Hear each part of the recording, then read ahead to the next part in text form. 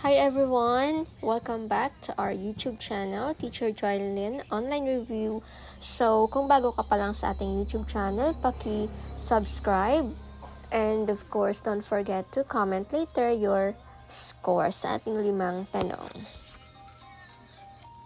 Alright, so our questions is consist or composed of an analogy question. So, sobrang daming analogy na drills ang meron tayo. Kasi, yung analogy, guys, is one of the crucial questions, no? Kasi, ang daming pwedeng basihan nito, di ba? Just like, for example, yung synonym, antonym, ganon. Relationship, so, ang dami. Kaya, ngayon, pasukin natin ang mundo ng analogy. Okay, number 21. Bulky is the streamlined. Blank is the net. Ayan, A, blimp. B, aerodynamic. C, cluttered. D, obese. So, ang mga words natin ay very deep. Some of you don't know the meaning, no? Okay, but dito, sa ating bulky and streamlined, this analogy is an antonym analogy, meaning opposite yung meaning, no? Hindi magkapareho yung kanilang meaning. Okay, so when we say bulky, it means something that is large or pwede din awkward and takes up much space. Whereas kapag sabihin nating streamlined, is designed to be sleek, compact, and efficient, meaning maliit lang siya compare sa bulky na large, no? So, these two words are antonym. Opposite, no? In terms of physical form and efficiency, opposite in meaning. Dito naman, guys, sa ating net, ano ba yung opposite ng net? Net is orderly and clean, di ba? Malinis, orderly. So, the opposite of net is letter C, cluttered. Cluttered is something messy and full of disorganized items. Magulo, yon, cluttered. Alright, so why the other options are incorrect? Syempre, no, blimp is bulky din siya. So, hindi siya opposite ng neat. Aerodynamic is synonym of streamlined. Ayan, magkapareho sila ng meaning. Obese naman, it meanings bulky din or mataba, no? Iyon. So, ang ating tamang sagot ay letter C. So, let's move on sa ating susunod na tanong, number 22. Okay, so analogy question ulit. So, scruff, the neck, stern is the blank, A, lecture, B, dirty, C, boat, D, warning. Ayan. The correct answer is, ano dito? Anong antonym to? Part to whole. Okay, part to whole. Specifically, no, location to object analogy. So, the scruff is the name for a specific part.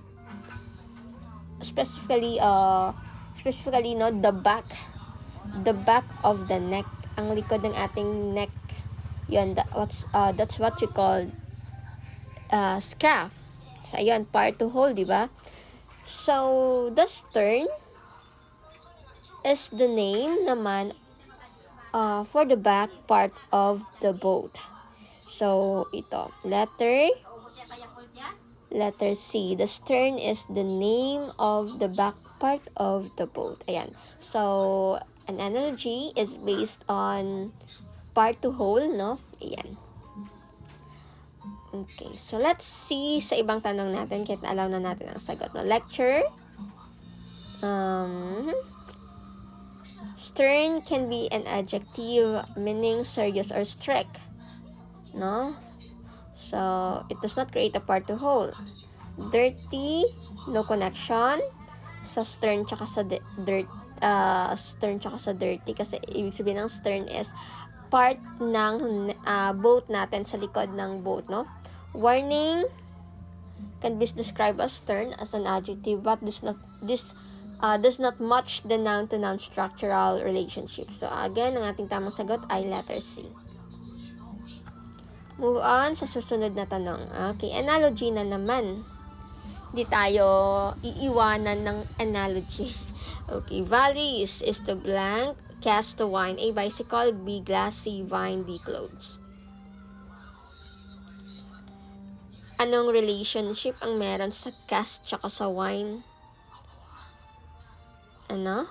Container to content analogy. Container to content analogy. Sige, pag-isipan ng mabuti, ano kaya ang tamang sagot?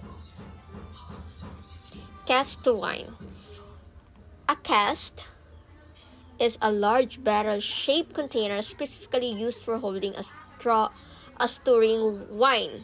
So, ang cast ay ginagamit siya sa wine, di ba? Ayan. A cast is ginagamit siya sa wine. So, a cast is a barrel-shaped container. Sa valise naman, ano yan? A valise is a small piece of luggage, no? A suitcase, maliit lang siya na luggage or lalagyan ng mga damit. Ayan. So, a valise is small piece of luggage na nilalagyan ng clothes. Letter D. Ang ating tamang sagot ay letter D. Ayan. Nagets? Nakuha? Okay. 24. Fist to hand. Ano naman yung loop? A, wave. B, rings. C, circuit. D, foot. Ang ating dalawang word na ni-reveal or binigay, given word, is the fist and the hand. Ano ba yung fist? A fist is the shape, no? Or the configuration. A hand takes when it's closed or curled inward.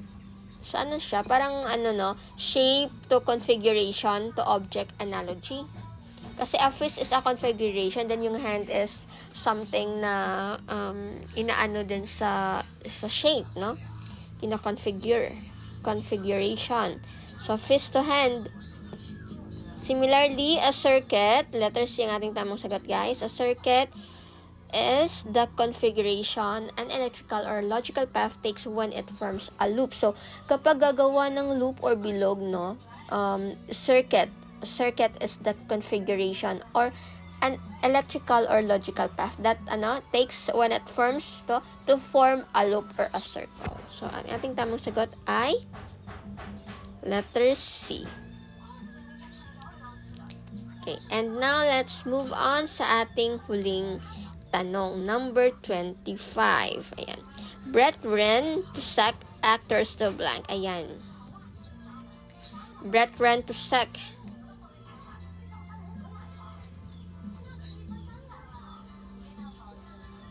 Ano ba yung ibig sabihin ng brethren, guys? A members of a religious group. No? Example, sa simbahan, no? Brethren, mga religious group sila. So, brethren is can make up a sect or a sector. Ayan, brethren is a group of religious group. Is a members pala of a religious group, and then yung that make up a sect. Paano naman kapag actors? Ano ang tawag sa mga actors? A group of actors, anong tawag? A, company. B, church. C, liturgy. D, stagehand. Ayun na lang. Ano ang tawag sa group of actors? You know, guys, an actors is someone na nag-act or in a theater, no? So, ang tawag sa kanila is a company. Letter A. Ayan. So, similarly, a group of actors working together is known as company. Often called a theater company or an acting company. So, ayun. Of course, very clear, hindi yan church, no? Hindi yan church kasi ang church ay isang simbahan. It's not a group of people na nag-act. Letter G naman, letter G, this is a form of public worship, no? Which relates to a sect, but it's not a group of people. Hindi siya grupo ng mga tao. Stagehand, this is a type of person who works in a theater, no? Pero hindi siya collective group. So, meaning yung stagehand is isang tao lang siya, hindi siya group of people. So, ang hinahanap natin dito, ano ang tawag sa group of actors? Ang tawag ay company. Letter A po ang ating tamang sagot. So, yun lamang po guys. Paki-comment ng inyong naging scores, 5 out of 5. So, hanggang sa susunod na drills natin, thank you so much for watching and for listening. So, this is Teacher Joy and don't forget to like and subscribe and of course, para updated kayo sa ating mga susunod na videos. So, to be clear lang, I have a private group chat sa civil service exam. So, kung hindi ka pa part ng private group chat ko, maaari mo akong message dito sa YouTube ko or kaya sa aking Facebook account. So, yun lang and see you and subscribe po kayo. Thank you!